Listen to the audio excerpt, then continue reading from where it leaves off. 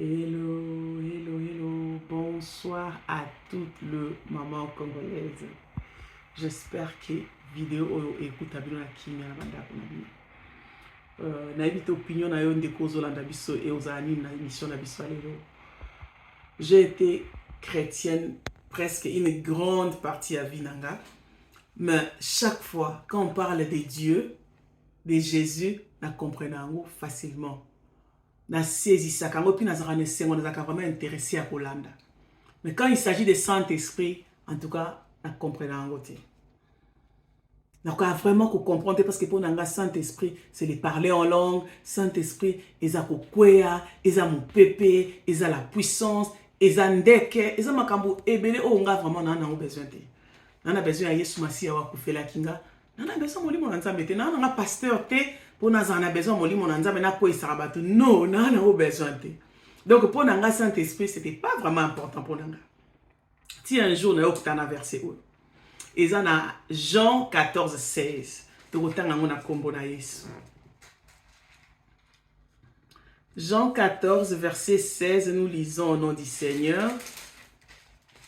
Bible na biso, et moi je prierai le Père et il vous donnera un autre consolateur, enfin qu'il demeure éternellement avec vous.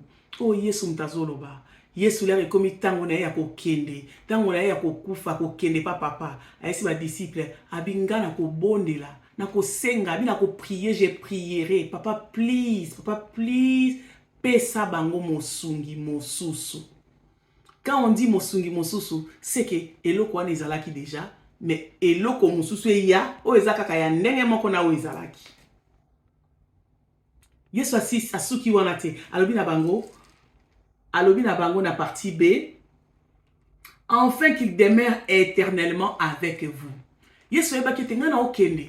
Na okende ovanda pa papa ko intercéder na ozala wate. Mais yetanga koya akovanda éternellement kati na biso. Là natangi verset on a comme comprendre ah bon? Donc, Saint-Esprit a vraiment important pour Nangai. Nous avons vraiment que saisir. On t'appelle ce qui est soit bon deli papa. Alors que tindela bango monsungi monsusu. Donc Saint-Esprit a lokola Yesu et puis Yesu a za susu tazo kende mais moli mon nzambe ye akotika là. J'ai commencé à comprendre un peu. Et puis nous écoutons sur un verset monsusu qui est dans Jean 14 qui est dans Jean 16 12. Nous allons les lire au nom du Seigneur. N'habitez pas de nous tozo landa ce qui ozala qui peut ozali na situation on a na zali nango. Il y a que Saint-Esprit c'est quoi en fait?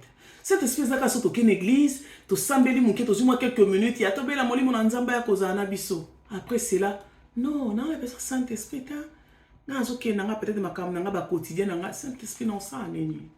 Donc c'était comme ça. Attends na quatre église na kolo ba kimoni mo nzamba za nzambi na lobi yango bien na sambeli mais après nango au monde a ka ou vraiment ko saisir te quoi.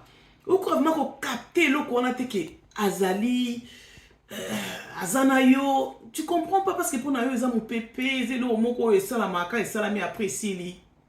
Alors on a verset 16 et 12. Yesu mtazolo bana biso susu. Nous allons les lire au nom du Seigneur. Jean 16 et 12. La Bible nous dit, j'ai encore beaucoup de choses à vous dire, mais vous ne pouvez pas les comprendre. Maintenant, Yesu zo ba disciple, nazala makambo ebele ko yebisa bino, mais moi bo comprendre ngo siko ezati. Et puis tant peu ezati pona lo bango nyonso. Yoka version de Yesu zo continuer. Alobi na 13, quand le consolateur sera venu, l'esprit de vérité, il vous conduira dans toute vérité, car il ne parlera pas de lui-même, mais il dira tout ce qu'il aura entendu et il vous annoncera des choses à venir. Yesu alobi na disciple abi ngata ngona ko kende ko na tante ko yebisa bi makamyo so na nango na okende yela ka koya akotamu sabino na bosolo et puis akolakisa bino makambo nyonso na o musu nga na yebisa kibino te et puis ako rappeler bino na o na yebisa kibino. Wow. Verset o le na tanga ngona ba Saint-Esprit aza vraiment important na ba vie na biso. molimo na nzambe aza vraiment important. Et puis tant que loba awa, parler na molimo na nzambe ka oya yakate, parler sur le don spiritualité. Ce qui est bien, don spirituel qui est le parler en langue, qui est la puissance, qui est le fruit de l'esprit, c'est bien. Mais nous parlons de la personne du Saint-Esprit. Oh, on a comprendre que ezakinde molimo na nzambe o aza mutu. Qui est la personne qui peut ko vanda na kati ya motema na yo pe atambusi yo. Oh, ngana to loba na poko lelo, eza molimo na nzambe qui est la personne du Saint-Esprit. Qui est capable ya kokena ngana na ba quotidien na biso. Qui est capable ya kokena ngana yo kotika ba na classe. Qui est capable ya kozana ngana na musala, qui est capable ya kozana biso tout le jour. Nde molimo na nzambe tozo loba, tozo parler lelo. Tozo loba molimo na nzambe tobeli quelques minutes, mais molimo na nzambe akotika parce que bible vina biso tango toyamba ki Yesu comme condition mobiki ici, nzambe apesa ki biso molimo na nzambe. Le Saint-Esprit était nzambe apesa ki biso molimo na nzambe déjà na mitema na biso. Achaki na mitema na biso. Mais pourquoi tokoka kotambola na été? Pourquoi on lui donne pas beaucoup d'attention? Pourquoi chaque fois nazaki so natali nazana matea moko nazolanda so na moni ya molimo na nzambe na lekisi yango? Ça c'est pas important pour moi. Molimo na Yesu ebaki abina papa abitindela bango molimo. Parce que Yesu ebaki ete soki azali te tokoka jamais kotambola biso moko tozana besoin ya molimo na nzambe. I wonder why. Nde yango ezala komona ba chrétien mingi bazokoka te. Na toyoka likambo toloba bango mingi kosambela eza facile te. Nous avons le moment nzambe eza facile. Oui, et jamais cause la facile. Facile parce que ma kamanzambe salamate ke muta sala ngo ye moko na bomoto.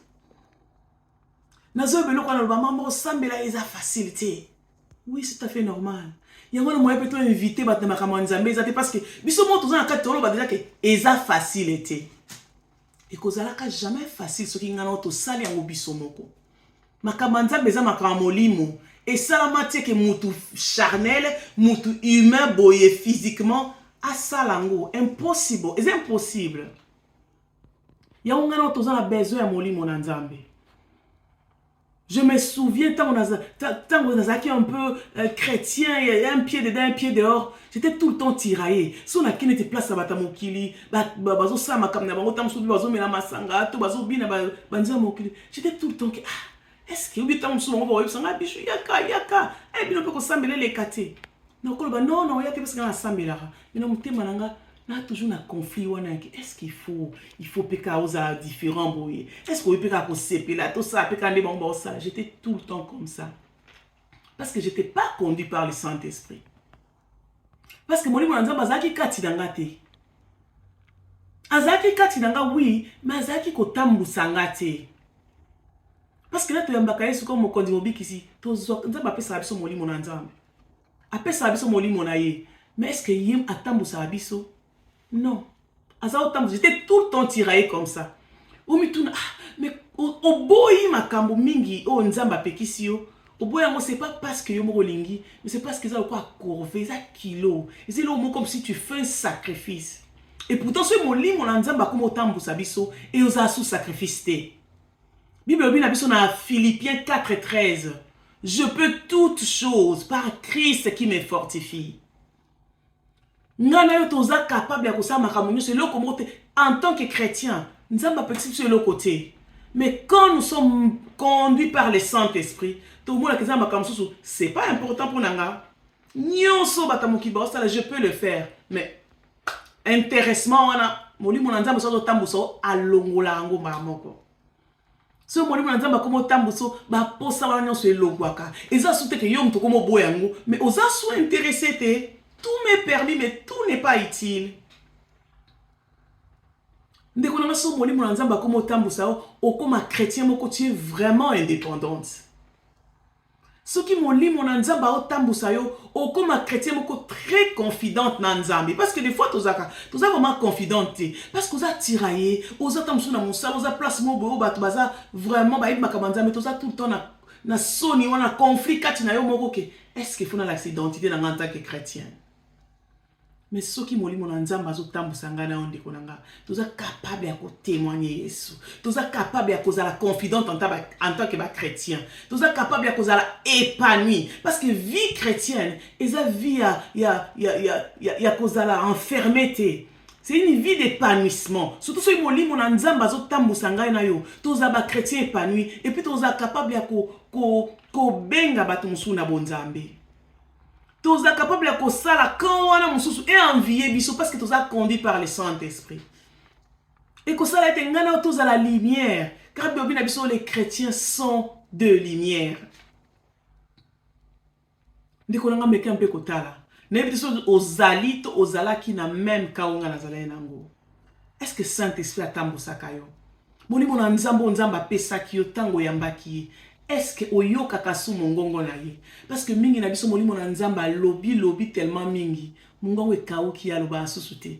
Ou bien mongongo ne ko mukie. Une petite voix wane loba na kati ya motema na yo, c'est le Saint-Esprit. Oh Yesu masi apesa ke oleka ko yambaki. Mais est-ce que mongongo na ye sona na matoi na yo? Est-ce que mongongo ya molimo na nzambe oyoka kango kaka? Parce qu'il y a beaucoup de chrétiens ba osa vie na bango ne balingi. Bana bango na besoin molimo na nzambe te. Yango to mona tozoko ka même pas ko bondela. Vie chrétienne et salamate et salamana un homme charnel. Koluka nzambe eza makambo ya bomoto te bomoto eza na ba fatigue eza na ba faiblesse. O mono ngo sambela boy olali moyo ta la filme boy oza na makasi. Bible bi na biso molimo na nzambe yaka ko fortifier biso na ba faiblesse na biso. Mama yo mtozo landanga na ebite faiblesse na yo ezanini. Na ebite challenge na yo ezanini. Na ebite bitumbo ezo telemela yo ezanini. Okolonga onka soko motambo wana molimo na nzambe. Okolonga onka soko tiki molimo na nzambe atambusa yo. Molimo na nzambe aza mopepete, aza parler en langue te. C'est une personne qui veut que ngana to banda ko adresser, to banda ko sola na lokola muntu. Kakala na qui conscience wana ke molimo na nzamba za mutu vie de prière na ngechangeaki. Kakala na qui conscience ke molimo na nzamba za mutu nde yango na koza même les siko na za lelo na oloba na bino na vidéo. Je ne pouvais pas parce que j'étais très timide. Le Bible na biso l'esprit que nous avons reçu, c'est l'esprit du courage. Et ça esprit à boldness, et ça esprit à nzunzu, et ça esprit à malilité, à timidité te. Dès qu'on a na lingi na éviter aux ana besoin molimo na nzamba a boost yo na domaine nini. Olingi molimo na nzambe ala musao na domaine nini parce que za wana zana yo bandaka kofungola matoi na oyoka ye. Bandaka kofungola matoi na oyoka yo tika atambusa yo. Aza capable ya kopesa yo ba victoire na makambo ebele ozana obosenga.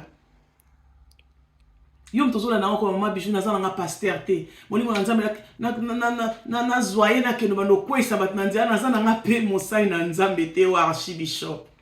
Mende ko nga molimo na nzambe na soka tambusi nga na yo. La puissance wana to kwesa batute mo kwesa peut-être makambo yo tele meno na ndaku. O kwesa peut-être tetitesse ya bana. O kwesa peut-être motema mobali na o ezoko peso bolingo ndolengo lingite. Vous êtes capable de faire parce que le Saint-Esprit, c'est une force, c'est une puissance de Dieu. Molimo na nzambe apesa biso makambo yeso abi na biso azui epa ya papa aye nango epa na ye pe na nzela molimo na nzambe ngana yo tokozwa yango. Yango ndeko na ba prière na biso mingi ezo exaucer, c'est parce que nous prions tozo bondela mabe. Na lobite ke to bondela molimo na nzambe, mais nous prions Dieu le Père au nom de Jésus. Par la puissance du Saint-Esprit. Molimo na nzambe za puissance o ça ka été prière na ngana ezala exaucer. Ce qui ngana tozo ignorer molimo na nzambe, toza ba chrétien, o toza na kata, tozo sambela mais toza frustrate. Tozo sambela mais tozo mona makaminga ezoko simba te parce que tozo sambela bien te. Et c'est un peu à réaliser la présence du Saint-Esprit qui est à tes côtés. O azakat na motema na yo. Oh la mukaka na ena tongo atelemi na bi mama obondela ki obina na lakisa onzela ngayo to kende kasinzelo ngana to komo kena so banzela na biso mususu. Essaie un peu à réaliser la présence du Saint-Esprit qui est en toi. Maman nazo sala yo salanga confiance hein. Soko bandika koyoka soko salika o sali vraiment que molimo na nzamba no komisa ye mutu na vie na yo banda koyoka ye. Au monde il y aura beaucoup de changements dans nos vies. c'est parce que tu ignoras kaye. Yesu masi wazaki nzambe, yesu ngana to sambelaka, aloba ke na koki kotika bango bongoti. Parce que ebaki, ngana to on a besoin molimo. Saint-Esprit, c'est pas seulement les parler en langue, c'est pas seulement kokwea. C'est une personne, oh ngana foto banda ko sola na ye, oh ngana foto banda ko se confier pas na to tika tambo sabiso, to komona comment on va to kozwa ba victoire na ba bitumba o nyos to zakanango. To kozwa victoire na bitumba nyos ko koyela biso na banda ko na biso. Molimo nzamba za nzambe. Il y a un verset autre kotanga ezana Romains 8:15. Nous allons lire au nom du Seigneur. L'esprit que vous avez reçu ne fait pas de vous des esclaves pour que vous viviez à nouveau dans la paix. Au contraire, l'esprit que vous avez reçu a provoqué votre adoption comme filiale et par lui, nous crions Abba Père. Quelle grâce! Molimo o ngana tozui. Eza molimo oyo ekombemela biso kobanga te. Eza molimo oyo esali ke ngana tozala adopté na famille ya Nzambe. Oyo esali te ngana oyo lelo tobenga Nzambe papa. C'est par le Saint-Esprit. Ndeko ngana nazoyeba comment tango tozaki ne bandeli wana no tango nazaki ko comprendre no molimo na Nzambe bien te. J'étais un peu na civil pour Hollande, je crois que se retrouver dans la situation là que osa tout le temps en train de osa satisfait quoi. Malgré aux sambela, malgré aux banga nzambe, malgré aux sale effort, mais aux monaka et ça a quelque chose qui n'arrive pas vraiment à ko satisfaire yo. Nazo e bande batum chose ake obongi so bina okene vacances, là okene vacances so na ko sepela na ko enjoy ça nga vraiment bien. OK vacances là ozonga. Kutika il y a quelque chose ça kana manque moko na vie na yo. En tout cas, na somba mutu ko na changer mutu ka siko zotala on internet obile na ozo mutu ko osala nga vraiment bien. Mais tant aux yeux ngo o va na ope wana na garage na auto na parking na yo. Au moni peke maka passe en fait satisfaction na ndo kanta ke ko sala yo. Ça na ope so ndeni nte. Vanité de vanité. Je me rappelle avant to kota na ndako tozali nazakota la ngole ba pise na maota on avait ndako yo leto kozwango il y aura de l'espace et aux alaboué. Mais ça fait plus de ce qui 8 ans aux alliés mais ma promesse est ratée et na ngokaka l'espace pesa sonner la kataki aux amoné l'espace et aux alliés comme otonda bilamba bane comme otonda pour nous otala que on est toujours quelque part quand il y a pas le Saint-Esprit qui nous guide il y a toujours vide mon amtema na biso. Il y a toujours une satisfaction. Dès qu'on a même une chose là, n'évitez le qu'on y ose zéla qui a son azur le qu'on a vraiment dit non comme bien. So vraiment azur kaka monta au 10 000 20 000 ko salanga vraiment na komi bien na sebo l'hôpital. Dès qu'on a l'air aux zwango, au sein on m'a bongo ça na après na mona pour ça mon souci, au monde satisfaction, au monde souci, au monde ka tozana kata ko luka. Quand le Saint-Esprit ne nous conduit pas. Mais ce moli mon nzamba comme conduit on dekonanga trust me wana na oyo so pena salanga confiance na oyo soko tiki moli mon nzamba conduit yo okomona comment ozala serein omona comment ozala comblé omona comment ça va, tu n'as rien à comparer aux gens, tu n'as rien à montrer okomi vraiment complet na lobango toujours moli mon nzamba yaka pona ko compléter biso. Oui, tu aimes Nzambe, tu aimes Yesu comme on conduit mon bic ici. Mais quand le Saint-Esprit commence à nous conduire, tu sens vraiment que tu es complet. Tu n'as rien à prouver. On est là qu'on l'a accepté. Osa fine. Osa la namuna bite ke ba challenge osa te challenge ko zala ba premier osa ngate mais yo ndingo ko leke na problème ngo et osa la différent na moto o tambusa maimoko. Yesu ayebaki. Yamonde konanga émission na biso to comme na suka. N'évitez place à molimo na nzambe na vie na weza nini. Est-ce que ça les parler en langue ou c'est la puissance ou est-ce que elo moto lo bango na prière après na les prières ici to bimi to bosani. Ndeko na ona poussé na vidéo na biso alelo. Yo mto ko landa soki écouter la wapi. Zwa décision. Yo bando yo ka molimo na nzambe o azakati na yo. Soki po yeba kite koza na molimo na nzambe banda ko sola na yebise ke molimo na nzambe na néglige autant molai. ozalaka nanga tout le temps mais nga na yeba ate kozala nanga oloba tellement mingi mungongo na yo ekauka nalingi siko na banda koyoka yo nalingi siko na tikela o vie nango tambusanga ndeko nanga oloba tambusa molimo na nzambe eza pona ba pasteur mama yo na ndako za besoin molimo na nzambe po tambusa bana na bosse na ndenge ya malamu ozala besoin molimo na nzambe po enseigner même ozala mwasi malamu na libala to na besoin molimo na nzambe ndeko nanga nous avons eu des instructions à mabala par-ci par-là lolenge to koleli et tout na makamto moni et tout. Mais quand le Saint-Esprit te conduit, à enseigner comment être une bonne femme, à enseigner comment être une bonne maman, à enseigner même comment kolinga nzambi. Parce que des fois, nzambi, ils ont ennuyé ce qu'on salango sans molimo nzambi. En tout cas, je vous dis la vérité. Ceux qui sentent pas autant de sauter au consambe parce que c'est ennuyant. Non, moi, linga sa likambo ils ont ennuyé, ils ont lembissé, ils ont loba kama. Mais quand le Saint-Esprit te conduit, au banda ko enjoy ko za na présence nzambe. Au banda ko enjoy ko sambela. Yango maman nazo ko inviter yo. Banda ko sola na molimo na nzambe za kati na yo. Soki po yeba kite ko za na molimo na nzambe lelo reconnaître yoka mongongo wana. Ndeko na nga yoka chama to ina openza bien de tozo sola. Banda ko yoka mongongo wana eza kati na yo. Oh Yesu atikela kinga na yo. Abina na makambo ko yebisa yo mama. Mena ko kina za na tante pour ko comprendre yango te yela rakoya akotambusa yo. Aza déjà na yo. Mengana yo to linga tambusa bisote parce que to yebi même pas que to za kanaye, to za ko ignorer parce que to mona aza importante. Le Saint-Esprit, c'est la force des chrétiens. Chrétiens wa tambusa mina molimo na nzambe tende konanga eza makambo belo ngana otomona le monde spirituel eza makambo otomona ate mais il y a que le Saint-Esprit qui peut t'ouvrir les yeux. Il y a que le Saint-Esprit qui peut même te guider ka leka nzelo leki ona nde nzela o nzamba épargne na likamoko elinga sama na nzelo linga o leka liposo. Que le Saint-Esprit a comme tambusa banda pour nabiso. Que le Saint-Esprit a comme guide nabiso. Car yende sumasi atikela ibiso na mokili opo atambusa biso. Mama toko sambela. Ngana toko sambela. Alléluia. Mama toko sambela. Ngana toko sambela. Nebite ça fait longtemps mon limo na nzamba za na biso. Mais to reconnaître qui était. Ça fait longtemps Yesu masi apesa ki biso molimo na ye kati na biso. Mais to za ko tambola, to reconnaître qui même pas présence na ye. Cette fois-ci, nous ne voulons pas aller sans lui. Toko ignorer les sous-soutés, toko tika tambo sabiso. Nous allons prier au nom du Seigneur. Alléluia, cher Saint-Esprit, qui nous sommes même? Qui nous sommes pour parler de toi?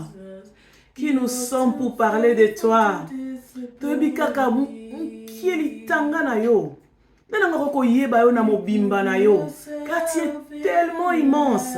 L'être humain ne peut pas concevoir yo na mobimba na yo. Alléluia. Cher Saint-Esprit, nous t'honorons. Nous t'honorons. Na mutu nyonso akolanda vidéo oyo. Nanda ku nyonso vidéo kokota. Molimo na nzambe, nous voulons t'honorer. Ça fait longtemps to tambolaki. Croyons que oui, Tozana Nzambe, Toana Yesu, mais nous t'avons ignoré, toi qui devais marcher avec nous. Bible bengyo que Dieu le consolateur. Non, anglais ba bengyo za helper. Helper lingelo ba muto asungaka. Toi on a besoin na yo. Cher Saint-Esprit, ko présenter au maman moko na moko akolanda émission yo. O peut-être liboso ayeba kite koza si important na vie na ye. Ya wote ko pesa we sika. Cher Saint-Esprit, tu as autorisation que tu puisses nous aider. Que tu puisses prendre la première place dans ma vie, Nabiso. Que tu puisses nous conduire. Nous voulons encore t'écouter. Tu as solito Nabiso. Ce qui autrefois, tu as mato, tu as occupé. Mais tu as dit que la mato, tu as yokayo. Kayo sola ka bien. On dit mon anzambo sola ka bien. Sola la maman moko akolanda vidéo yo. Sola mutu moko. Oh, peut-être y a vie chrétien, c'est Jésus, c'est Dieu.